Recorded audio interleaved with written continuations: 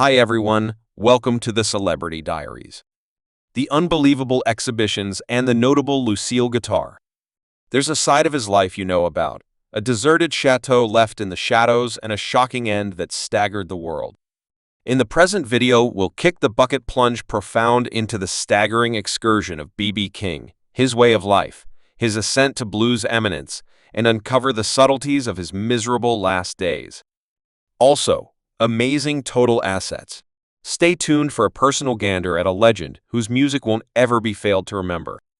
B.B. King, an unbelievable American blues performer, vocalist, guitarist, and lyricist, had an assessed total asset of $10 million at the hour of his passing in 2015. His monetary achievement was logical, molded by a variety of sources, including income from his broad music deals, show visits that enamored crowds overall, and underwriting bargains attached to his popularity. Also, any private ventures he might have made over the years might have added to his overall abundance. King's getting through impact on blues music and his capacity to associate with fans through his ability and magnetism without a doubt assumed a critical part in his monetary accomplishments.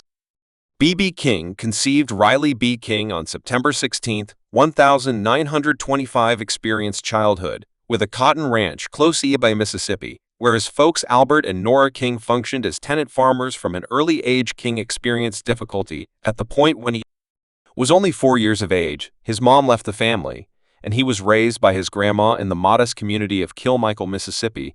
In spite of the challenges he confronted, King tracked down comfort in music, which was woven into his life through at G Chapel, going to the neighborhood Baptist church. He sang in the gospel ensemble and became charmed by the music at the close-by Pentecostal church. The minister there played guitar during benefits and got some margin to instruct youthful Ruler a couple of essential harmonies, planting the seed for what might turn into an amazing profession. Ruler's energy for music was additionally supported by his family. His mom's cousin, Bucka White, was a notable blues performer, and he assumed an instrumental part in making a difference. King refined his abilities on the guitar. This mentorship would demonstrate critical in King's initial improvement as a blues craftsman. In spite of functioning as a farm truck driver for a period, King's longing to seek after a profession in music stayed solid. At last, he followed Bucka White to Memphis, Tennessee, which at the time was a lively center for blues music in Memphis.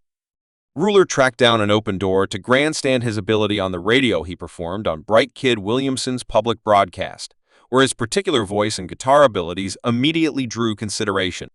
King's radio appearances assisted him with fostering his first steadfast fan base, laying out his presence in the neighborhood music scene. Around the equivalent time, he turned into a normal on B Road, a notable community for blues in Memphis.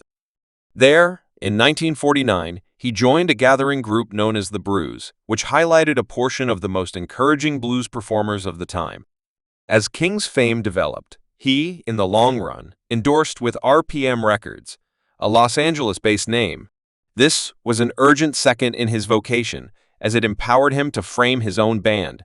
The B.B. Ruler survey also began visiting across the assembled states. In these early years, he performed in urban communities like Detroit, St. Louis, and Los Angeles, consistently fabricating a standing as a dynamic and charming entertainer. King's large break came in 1952 when his single 3-0 Blues shot to #1 on Announcement's Mood and Blues Outline. This hit supported his profession as well as opened ways to bigger crowds and greater settings all through the 1950s and 60s. Ruler reliably delivered hit with melodies like "You Realize I Love You, Kindly Love Me, You Upset Me, Child, Each Day I'm Feeling Down," and "Sweet Little Heavenly Messenger," solidifying his place as one of the most prominent blues artists of his experience. As his acclaim developed, so did the size of his exhibitions. King went from playing little clubs to featuring significant scenes like the Howard Theater in Washington, D.C. and the Apollo Theater in New York. Known for his eager, hard-working attitude, Ruler kept a thorough visiting plan, playing out an amazing 342 shows in 1956.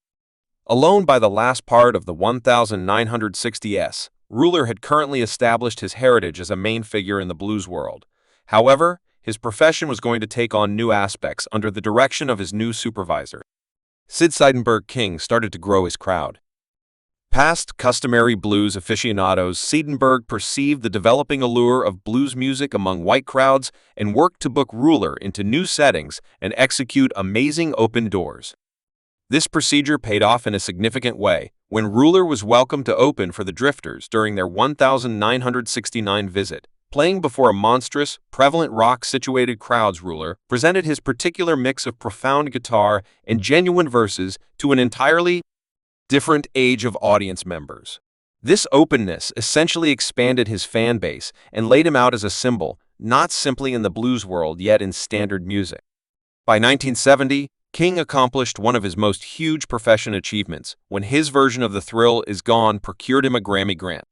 The melody, a strong mourn of lost love, became one of his generally renowned and persevering through hits. Its frightful guitar work, furthermore, close to home, profundity caught the pith of King's style, mixing blues with current components that reverberated with a wide crowd. The Rush Is Gone was later perceived by Drifter magazine as one of the 500 biggest melodies ever, further setting King's effect on music history all through his profession. King got various honors that mirrored his status as quite possibly one of the best blues performers and lyricists ever. In 1980, he was accepted into the Blues Lobby of Distinction, a fitting distinction for a man who had contributed such a huge amount to the class 7 years after the fact. In 1987, he came to another achievement when he was accepted into the Rock and Roll Hall of Fame, an affirmation of his more extensive effect on well-known music and his capacity to cross classifications.